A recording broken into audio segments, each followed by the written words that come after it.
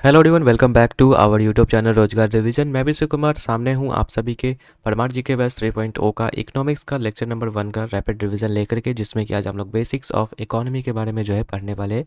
छोटा सा लेक्चर रहेगा और अच्छे तरीके से इसको रिवाइज करने वाले हैं। हालांकि इसके पहले आपको बता दें, जितने भी सब्जेक्ट सर ने करवाए हैं उन सब का रिविजन आपको करवा दिया गया है। और आज आपका मॉडर्न हिस्ट्री का 1 शॉट का भी वीडियो आपको शाम तक देखने को मिल जाएगा। बाकी आज से इकोनॉमिक्स से स्टार्ट हो रहा है और आगे जो भी सब्जेक्ट्स अभी बचे हुए फिजिक्स और स्टैटिक जी के सब का मैं कंप्लीट करवाने वाला हूँ। तो चलिए आज के इस वीडियो को स्टार्ट करते हैं। बाकी जिनको टेक्स्ट बुक पास प्रो की नीड होगी, आप हमारा कूपन कोड लगा करके ले सकते हैं, जिससे कि आपको इंस्टेंट 12% तक का डिस्काउंट मिल जाएगा, जो कि 700 रुपये का पास प्रो आपको मात्र 615 रुपये में मिल जाएगा। तो जिसको भी अगर लेना होगा आप ले सकते हो। बाकी चलो बिना किसी तरीके की वीडियो को स्टार्ट करते हैं। एंड सबसे पहले हम लोग यहाँ पर अर्थशास्त्र में पढ़ते हैं कि अर्थशास्त्र को यहाँ पर दो भागों में बांटा गया। ठीक है, पहला है माइक्रो इकोनॉमिक्स, जिसको कि हिंदी में समष्टि अर्थशास्त्र कहते हैं, और एक होता है माइक्रो इकोनॉमिक्स यानी कि सूक्ष्म अर्थशास्त्र। तो जैसा कि नाम ही है सूक्ष्म और समष्टि, तो सूक्ष्म का मतलब ही होता है छोटा लेवल। ठीक है, तो जब हम इकोनॉमिक्स को छोटे लेवल पे इंडिविजुअली लेवल पर मतलब कि डील करते हैं, तो उसको हम लोग माइक्रो इकोनॉमिक्स में पढ़ते हैं। और माइक्रो इकोनॉमिक्स मतलब कि अगर हम नेशनल लेवल पर या फिर इंटरनेशनल लेवल पर पढ़ रहे हैं, तो उस चीज़ को हम लोग माइक्रो इकोनॉमिक्स में पढ़ते हैं। जैसे कि यहाँ पर देखिए लिखा गया है, सूक्ष्म अर्थशास्त्र की हम बात करेंगे सबसे पहले। तो बोल रहा है कि सूक्ष्म या फिर व्यष्टि अर्थशास्त्र में व्यक्तिगत आय, व्यक्तिगत इकाई, ये व्यक्तिगत का मतलब होता है इंडिविजुअली यानी अपने लेवल पे। जैसे मान लीजिए किसी पर्सन का एक शॉप है, ठीक है, तो वो उस लेवल पे जब पूरे इकोनॉमिक्स को डील करता है तो उसको हम माइक्रो इकोनॉमिक्स में पढ़ते हैं। तो ये सारी चीज़ें जैसे कि आपका व्यक्तिगत आय हो गया, व्यक्तिगत इकाई हो गया, ठीक है। उसके अलावा व्यक्तिगत उत्पाद का अध्ययन जिसमें करते हैं उसको हम लोग सूक्ष्म अर्थशास्त्र में रखते हैं। ठीक है, अगर पूछेगा सूक्ष्म अर्थशास्त्र के जनक कौन थे, तो एडम स्मिथ आपको याद रखना है। इनको आधुनिक अर्थशास्त्र के जनक के रूप में भी जाना जाता है, एडम स्मिथ को। बाकी इनके द्वारा एक मोस्ट पॉपुलर बुक है द वेल्थ ऑफ नेशन, जो कि कई बार पूछा जा चुका है, तो इसको आप याद कर लीजिएगा।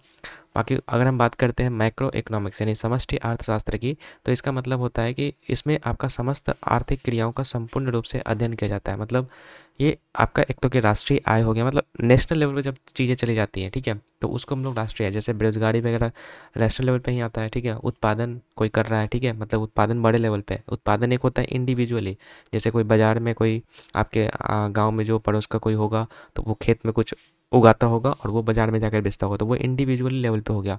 लेकिन बड़े बड़े किसान जैसे जो आपका होते हैं चावल वगैरह उत्पादन करते हैं, तो वो तो नेशनल लेवल पे हुए ना। तो जब नेशनल लेवल पे अगर बात आ जाए तो वो आपका माइक्रो इकोनॉमिक्स। तो आई होप कि आपको समझ में आ गया होगा मैक्रो और माइक्रो में अंतर। आगे है जनक कौन है यहाँ पे माइक्रो इकोनॉमिक्स के यानी कि समष्टि अर्थशास्त्र के। तो ये आपको जे एम किन्स यानी कि जे मेनार्ड किन्स आपको याद रखना है, जो कि इंग्लैंड के थे। बाकी इन्होंने एक थ्योरी दिया था धन का सामान्य सिद्धांत, तो ये भी आपको याद रखना है जे एम किन्स के बारे में। अब आगे बढ़ते हैं, आर्थिक गतिविधियों का संगठन यानी कि जो भी आर्थिक गतिविधियां होती हैं उनको दो स्तर पर यहाँ पर देखा जाता है। ठीक है, पहला तो कि केंद्रीय स्तर पर, जिसको कि केंद्रीकृत योजनाबद्ध बोलते हैं, जो कि सरकार देखता है। और अगर हम बात करेंगे बाजार स्तर पर यानी मार्केट लेवल पे, तो इसमें व्यक्ति की मुक्त अंतःक्रिया होती है। इसका मतलब ये है, जैसे मान लीजिए कि मार्केट में कोई प्रोडक्ट बेच रहा है, तो वो खुद उस हिसाब से मैनेज करता है। जैसे मान लीजिए कोई प्रोडक्शन कर रहा है, जैसे मान लीजिए कोई जो आलू उगा रहा है या फिर जो भी प्याज या टमाटर कुछ भी उगा रहा है वो, ठीक है, तो अगर देखिएगा कि मार्केट में डिमांड ज़्यादा है, तो वो अपने स्तर से अपने मतलब फ्रीली है वो, मतलब कि वो उपजाने के लिए कि वो, हाँ, अगर मार्केट में प्राइस बढ़ गया है, हम ज़्यादा अगर उपजाते हैं तो हमको ज़्यादा मतलब मुनाफा होगा। तो उस लेवल पर मतलब बाजार स्तर पर जो हुआ, ये व्यक्ति की मुक्त अंतःक्रिया मतलब मुक्त तरीके से वो अपना कर रहा है। ठीक है, और केंद्रीकृत योजनाबद्ध का मतलब होता है कि एक प्लान बनता है, ठीक है, उस पर फिर सरकार अमल करती है, उस पर काम करती है। ठीक है, तो ये आपका केंद्रीय योजनाबद्ध हो गया, जो कि सरकार देखती है, और बाजार स्तर पर ये फ्री होता है। ठीक है, तो ये चीज़ आपको याद रखना है, आर्थिक गतिविधियाँ दो तरीके से होती हैं। आगे अब देखते हैं, अर्थव्यवस्था के 3 प्रकार होते हैं। एक होता है आपका पूंजीवादी अर्थव्यवस्था, एक होता है समाजवादी और एक होता है मिश्रित। तो पूंजीवादी की अगर हम बात करें तो इसमें आपका सरकार के पास कोई भी शेयर होल्डिंग नहीं होता है। इसमें एक इंडिविजुअल कोई रहता है, ठीक है, और उसके अंदर लोग काम करते हैं, और पूरा स्वामित्व जो होता है वो उसी पर्सन पे होता है या फिर उसी कंपनी, मान लीजिए कोई कंपनी है तो उसी कंपनी के होगा, उसमें सरकार का कोई भी दखलंदाजी नहीं होगा। तो ये चीज़ होता है पूंजीवादी अर्थव्यवस्था में। समाजवादी अर्थव्यवस्था की बात करेंगे तो निजी क्षेत्र का कोई स्वामित्व तो नहीं होता, मतलब उल्टा, पूंजीवादी में आपका सरकार का कुछ नहीं होगा मतलब हाथ, और समाजवादी में आपका किसी निजी क्षेत्र का कोई स्वामित्व नहीं होगा, इसमें पूरा सरकार देखेगी। बाकी मिश्रित अर्थव्यवस्था दोनों का मिश्रित रूप है, तो दोनों यहाँ पर होगा। जैसे जो हमारा देश भारत है, वो आपका मिश्रित अर्थव्यवस्था का ही एग्जाम्पल है। यहाँ पर मिश्रित अर्थव्यवस्था है। समाजवादी की अगर हम बात करेंगे तो रसिया जो है आपका, रसिया के साथ साथ जो आपका नॉर्थ कोरिया है, ठीक है, वहाँ पर भी आपको जो है यही चीज़ देखने को मिलता है, ठीक है। समाजवादी और पूंजीवादी की बात करेंगे तो इसका एग्जाम्पल है आपका अमेरिका, ठीक है। तो तीनों आपको याद रखना है, पूंजीवादी, समाजवादी और मिश्रित अर्थव्यवस्था। बाकी अगर हम यहाँ पर बात करते हैं तीनों को डिटेल में, तो अगर हम बात करते हैं सबसे पहले स्वामित्व की, तो पूंजीवादी में जैसा कि मैंने बोला कि किसी व्यक्तिगत का होता है, इंडिविजुअल का होता है, ठीक है। समाजवादी में मैंने बोला था कि सार्वजनिक का होता है, मतलब सरकार का होता है, ठीक है। तो रूस इसमें एग्जाम्पल है, उसमें यूएस एग्जाम्पल है। बाकी मिश्रित में बात करेंगे तो दोनों का आपका जो स्वामित्व होता है, जो कि भारत एग्जाम्पल है इसका। बाकी आर्थिक उद्देश्य या मकसद क्या होता है, तो पूंजीवादी का मेन मकसद होता है लाभ कमाना, प्रॉफिट कमाना। जितने ज़्यादा वो प्रोडक्शन करेगी उतना ज़्यादा उसको मुनाफा होगी, तो ये लाभ कमाना इसका मेन पर्पस होता है पूंजीवादी का। और समाजवादी का होता है समाज का कल्याण करना। जैसे अब सरकार है, ठीक है, तो रोड बना रही है, ठीक है, तो हम लोग के कल्याण के लिए ही तो कर रही है ना, उसको क्या फ़ायदा है। हाँ, भले ही मतलब टैक्स वगैरह कुछ कुछ मिलता है, तो उसी से तो वो हम लोग का कल्याण ही करने के लिए तो कर रहा है ना, तो समाज कल्याण इसका मेन पर्पस होता है। और मिश्रित की अगर हम बात करेंगे तो मिश्रित में दोनों पर्पस होता है, पहले तो कि लाभ कमाना भी होता है और समाज कल्याण, दोनों काम होता है। अगर हम बात करते हैं सरकार की भूमिका की, तो जैसा कि मैंने बोला कि इसमें कोई सरकार की भूमिका नहीं होती है पूंजीवाद वाले में। समाजवाद वाले में पूरी भूमिका होती है और मिश्रित वाले में जो है आपका कुछ सीमित भूमिका होती है सरकार की। आय का वितरण की अगर हम बात करेंगे कि आय किस तरीके से वितरित होती है, तो असमान तरीके से वितरित होती है, क्योंकि जितना हम लोग मतलब पूंजीवादी में क्या होता है कि जितना ज़्यादा वो प्रोडक्शन करेगा उतना ज़्यादा उसको मुनाफा होगा, ठीक है। तो आय और जो है असमान होता है आय का वितरण, लेकिन समाजवाद में ऐसा नहीं होता है, ये समान होता है आय का वितरण। और अगर हम बात करेंगे मिश्रित वाले में तो कम असमान होता है। बाकी आर्थिक स्वतंत्रता की अगर हम बात करेंगे तो आर्थिक स्वतंत्रता जो आपका पूंजीवादी में पूरी स्वतंत्रता होती है, ठीक है, लेकिन वही अगर बात करेंगे यहाँ पे समाजवादी वाले में तो स्वतंत्रता की बहुत कमी होती है यहाँ पे, ठीक है। आगे बढ़ते हैं और एक देखते हैं यहाँ पर 1991 जो कि नई आर्थिक नीति भी आपकी आई थी इसमें। तो एक लाइसेंस राज हुआ करता था इसमें, मतलब कोई भी अगर आपको कंपनी खोलना है तो उसके लिए आपको लाइसेंस लेना पड़ता था, ठीक है। और यही मेन रीज़न था कि मतलब यहाँ पर जो है जो औद्योगिकरण है यहाँ पर नहीं हो पाया। भारत में आप देखेंगे कि काफ़ी सारा यहाँ पर जो है कंपनी जो है यहाँ पर बहुत ज़्यादा कम है, ठीक है, जिसके कारण से रोजगार में भी काफ़ी ज़्यादा कमी है। तो लाइसेंस राज पहले हुआ करता था 1991 में।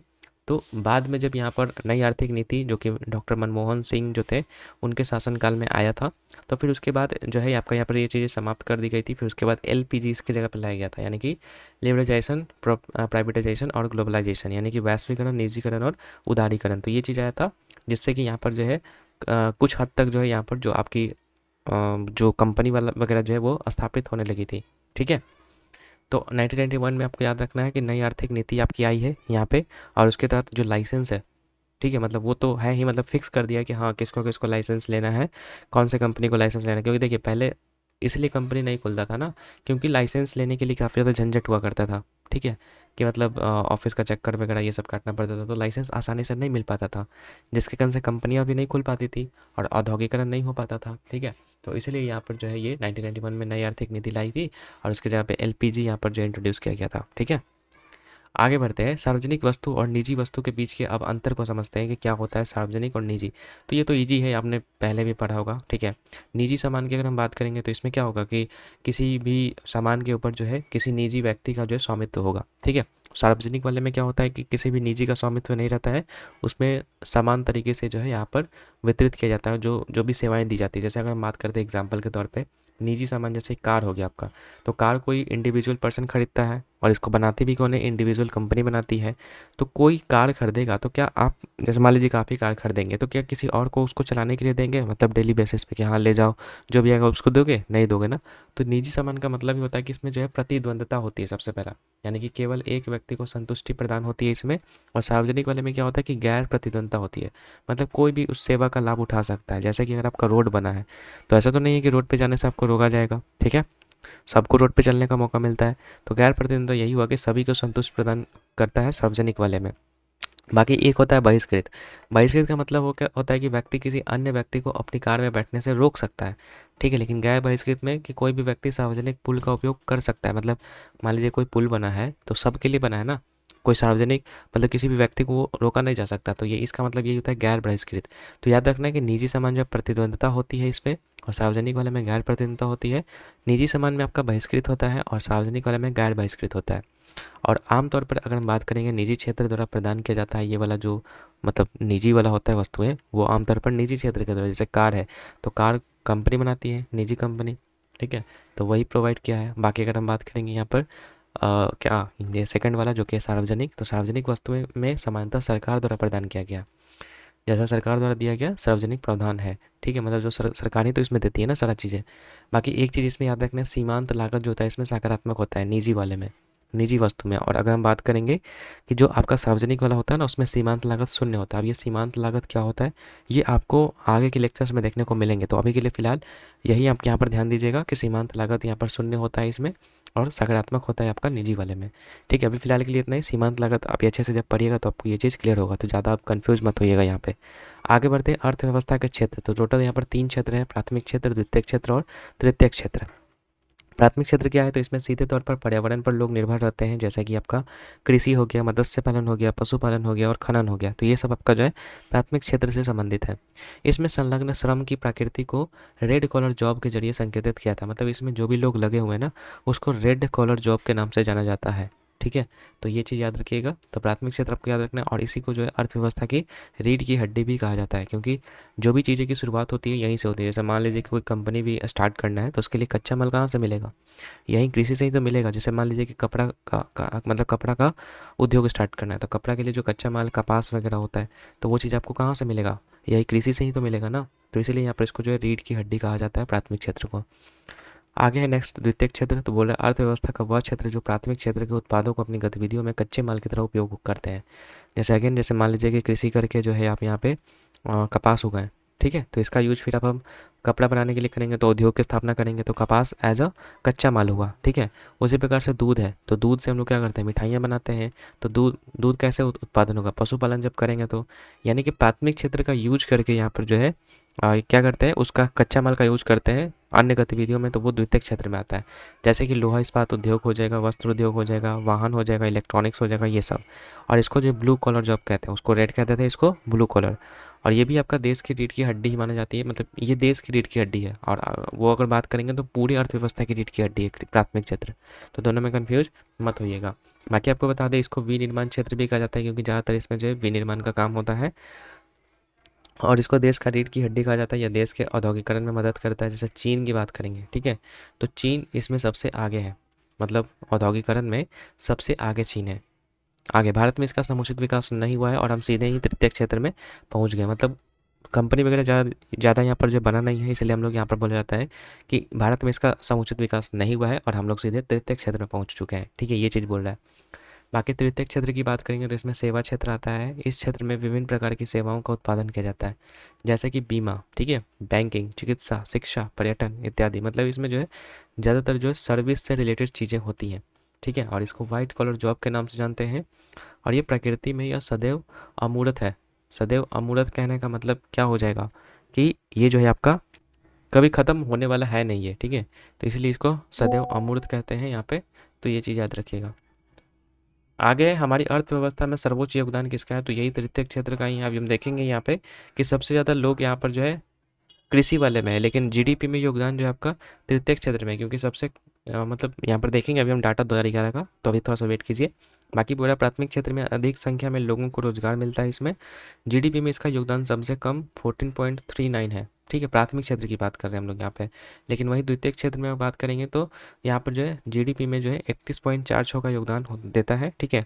और तृतीय क्षेत्र में सबसे ज़्यादा यहाँ पर बात करेंगे, सबसे कम लोग इसमें कार्यरत है, लेकिन जीडीपी में जो है सबसे ज़्यादा योगदान जो इसका है जो कि है 54.15%, ठीक है। यहाँ पर आप देखिए 2011 का जो जनगणना दिया गया उसके अकॉर्डिंग है कि यहाँ पर जो है लेबर फोर्स जो है यहाँ पर सबसे ज़्यादा प्राथमिक क्षेत्र में 54.6%, लेकिन जीडीपी में यहाँ पर जो है परसेंटेज में कितना कंट्रीब्यूशन है, तो मात्र 14.39 है। उसके बाद द्वितीय क्षेत्र में बात करेंगे तो 24.3% यहाँ पर लोग लगे हुए हैं, कार्यरत है इसमें, लेकिन यहाँ से जो है जीडीपी में कितना कंट्रीब्यूशन है, तो 31.46 का है। वही तृतीय क्षेत्र की बात करेंगे तो 21.1% यहाँ पर है, ठीक है, लोग लगे हुए हैं, लेकिन यहाँ पर सबसे ज़्यादा जो है से मतलब यहाँ पर जीडीपी में आपका जो कंट्रीब्यूशन होता है 54.15%। तो इसलिए यहाँ पर तृतीय क्षेत्र जो है सबसे आगे है, याद रखिएगा हमारा देश की जीडीपी को इंक्रीज करने में। बाकी सेवा क्षेत्र को भी फर्दर दो भागों में बांटा गया है, एक है आपका चतुर्थक क्षेत्र, ठीक है, और एक है आपका क्वीनरी क्षेत्र। ठीक है। चतुर्थक क्षेत्र में बोला जा रहा है कि यह सरकार संस्कृति, पुस्तकालय, वैज्ञानिक अनुसंधान, शिक्षा और सूचना प्रौद्योगिकी से जुड़ी गतिविधियों पर आधारित है। मतलब इसमें ज़्यादातर एजुकेशन सेक्टर से रिलेटेड है। इसको नॉलेज सेक्टर भी कहते हैं। ठीक है, क्योंकि एजुकेशन से रिलेटेड इसमें जो है सेवाएं दी जाती है, जैसे कि आपका शिक्षा हो गया। ठीक है, उसके अलावा सूचना प्रौद्योगिकी हो गया, साइंस से रिलेटेड कुछ भी हो गया। तो मतलब जो भी अगर यहाँ पर नॉलेज से रिलेटेड होगा ना कुछ, तो उसको नॉलेज सेक्टर कहते हैं। ये आपका चतुर्थक सेक्टर में आ जाएगा, यानी कि चतुर्थक क्षेत्र में आएगा। एक होता है क्विनरी क्षेत्र।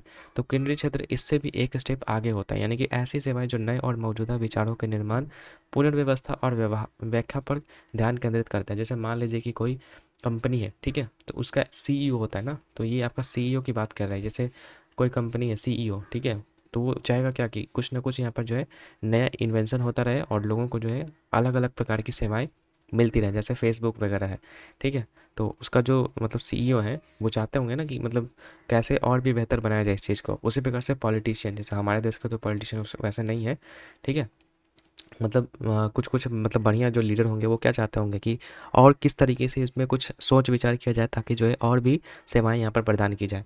तो ये आपका होता है यहाँ पर जो क्विनरी सेक्टर में आता है। ठीक है, तो एक स्टेप यहाँ पर आगे होता है था जो आपका फोर्थ सेक्टर होता है उससे, और इसको जो है गोल्ड कॉलर जॉब के नाम से जानते हैं। ठीक है, तो आई होप कि आपको क्विनरी क्षेत्र भी आपको समझ में आ गया होगा। बाकी है तृतीय क्षेत्र, भारतीय अर्थव्यवस्था में सकल राष्ट्रीय उत्पाद में सबसे अधिक उत्पादन, जो कि मैंने आपको बता दिया, योगदान सबसे ज़्यादा यहाँ पर तृतीय क्षेत्र का ही है, और सबसे कम प्राथमिक क्षेत्र का है। सबसे ज़्यादा कार्यों में संलग्न लोग प्राथमिक क्षेत्र में हैं, और सबसे कम कार्यों में लगे हुए तृतीय क्षेत्र है। ठीक है, तो ये चीज़ मैंने आपको बता दिया। तो ओवरऑल यही था आज का लेक्चर। ठीक है, तो इसी के साथ हम लोग का पहला लेक्चर खत्म होता है, और मैंने इसे अच्छे तरीके से रिवाइज करवा दिया आपको। आई होप कि आपको ये समझ में आ गया होगा। बाकी अगर बात रही पीडीएफ्स के लिए, तो पीडीएफ के लिए आप लोग हमारे टेलीग्राम चैनल को ज्वाइन कर सकते हैं, जिसका लिंक आपको डिस्क्रिप्शन बॉक्स में मैंने दे रखा है। वहाँ पर जब जाइएगा तो आपको जो है वहाँ पर अगर नहीं देखने को मिलता है ना, तो थोड़ा सा वेट कीजिएगा, या फिर हमारा एक पर्सनल टेलीग्राम आईडी है। ठीक है, आप सिंपली जाइएगा IM कुमार विशु। ठीक है, ये हम लोगों का है। ठीक है, आईडी आप सिंपली जो है इस पे भी मैसेज कर सकते हैं। नहीं तो आप जो है यहाँ पे जो हमारा चैट है ना, ठीक है, मतलब जो कमेंट सेक्शन है, उसमें भी आपको गाइडेंस देखने को मिल जाएगा कि कैसे आपको ये पीडीएफ मिलेगा। तो उसके लिए इस सब चीज़ों को देख लीजिएगा, कहीं ना कहीं पर आपको जो है पीडीएफ मिल जाएगा। ठीक है, क्योंकि पीडीएफ देना थोड़ा सा मतलब इलीगल टाइप का रहता है, क्योंकि आप समझिए कि सर इतना मेहनत से जो है यहाँ पर ये बना रहे हैं, ठीक है, या कोई भी बना रहा है, तो हम लोग ऐसे फ्री में तो नहीं दे सकते ना। तो इसलिए थोड़ा सा यहाँ पर जो है कॉपरेट करना पड़ेगा आप सबको भी। लेकिन टेलीग्राम पे ज्वाइन कीजिएगा, कुछ ना कुछ आपको मिल जाएगा वहाँ पे अल्टरनेटिव। बाकी चलिए आज की इस वीडियो को यहीं पे रखते हैं, मिलते हैं आपसे कल नेक्स्ट लेक्चर के साथ। बाकी PYQ पार्ट 5 का भी रिवीजन मैंने स्टार्ट कर दिया, तो आप लोग उसको देख लीजिएगा। ठीक है, आज सेकंड लेक्चर उसका शाम तक आ जाएगा, जब PDF सारा अपलोड कर देंगे तो उसके लिए बस बने रहिएगा। बाकी चलिए मिलते हैं नेक्स्ट वीडियो में, तब तक के लिए गुड बाय।